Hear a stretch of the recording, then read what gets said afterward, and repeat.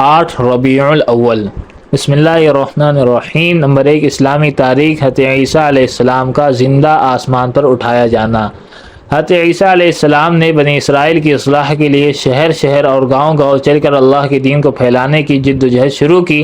آپ کی اس دعوت سے محبت و عقیدت میں دن بدن اضافہ ہونے لگا۔ یہودی قوم اس دعوت و شہرت کو اپنے لیے بڑا خطرہ سمجھنے لگی، اس لیے انہوں نے بادشاہ وقت کو اپنا ہم خیال بنانے کے لیے حضرت عیسیٰ علیہ السلام پر الزام لگایا کہ یہ شخص تورات کو بدل کر لوگوں کو بددین بنانا چاہتا ہے۔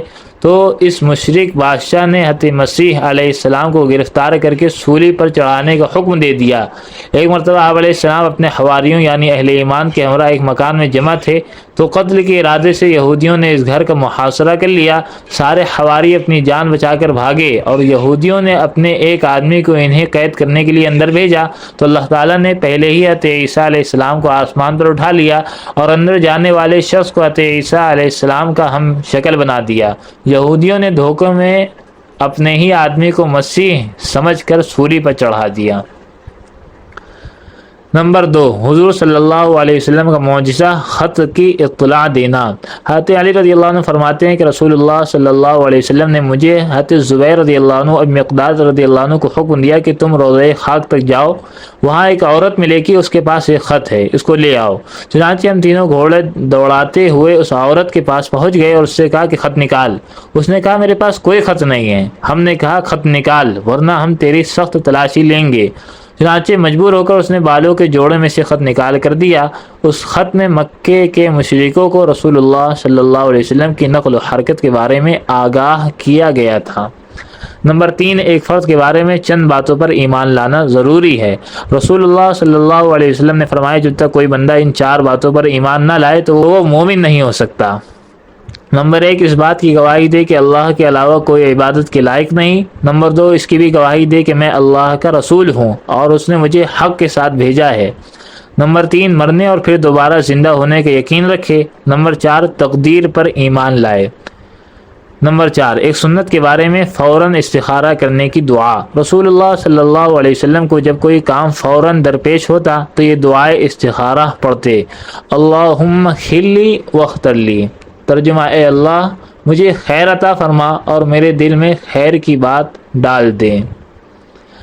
خلاصہ، فوراً استخارہ کرنا ہو تو یہ دعا پڑھ کر دل کی طرف متوجہ ہو اور جو بات دل میں آئے اس کو اختیار کرے۔ نمبر 5، ایک اہم عمل کی فضیلت، گناہ سے توبہ کرنا۔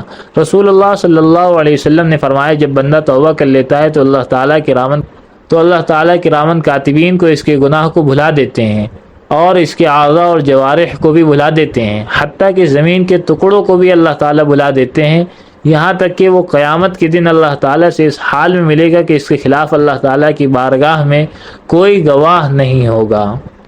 نمبر 6، ایک گناہ کے بارے میں دکھلاوے کے لیے خرچ کرنا۔ قرآن کریم میں اللہ تعالیٰ فرماتا ہے وہ لوگ بھی اللہ تعالیٰ کو ناپسند ہیں جو اپنا مال صرف لوگوں کو دکھانے کے لیے خرچ کرتے ہیں اور نہ وہ اللہ پر ایمان رکھتے ہیں اور نہ یوم آخرت پر، اور جس کا ساتھی شیطان ہو گیا تو سمجھ لو کہ وہ بہت ہی برا ساتھی ہے۔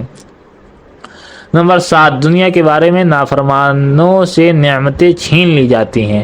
قرآن کریم میں اللہ تعالیٰ فرماتا ہے وہ نافرمان لوگ چھوڑ گئے کتنے ہی باغ، چشمے، کھیتیاں، عمدہ مکانات اور آرام کے سامان جن میں وہ مزے کیا کرتے تھے۔ اسی طرح ہوا اور ان سب چیزوں کا وارث ہم نے ایک دوسری قوم کو بنا دیا، پھر ان لوگوں پر نہ تو آسمان رویا اور نہ ہی زمین اور نہ ہی ان کو مہلت دی گئی۔ نمبر 8، آخرت کے بارے میں دوزخیوں کا سب سے ہلکا عذاب۔ رسول اللہ صلی اللہ علیہ وآلہ وسلم نے فرمایا اہل دوزخ میں سب سے ہلکا عذاب اس شخص کو ہوگا جس کی دونوں جوتیاں اور اس کی ڈوریاں آگ کی ہوں گی، جس کی وجہ سے اس کا دماغ ہانڈی کی طرح کھولتا ہوگا۔ وہ سمجھے گا کہ مجھے ہی سب سے زیادہ عذاب ہو رہا ہے، حالانکہ اسے ہی سب سے ہلکا عذاب ہو رہا ہوگا۔ نمبر 9، طب نبوی سے علاج، گائے کے دودھ کا فائدہ۔ رسول اللہ صلی اللہ علیہ وآلہ وسلم نے فرمایا گائے کا دودھ استعمال کیا کرو، چونکہ وہ ہر قسم کے پودوں کو چرتی ہے، اس لیے اس کے دودھ میں ہر بیماری سے شفا ہے۔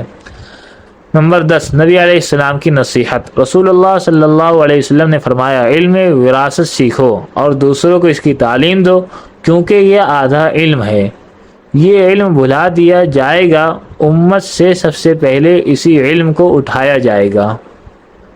سبحان اللہ بحمدہ، سبحانک اللہم و بحمدک، نشہد ان لا الہ الا انت، نستغفرک و نتوب الیک۔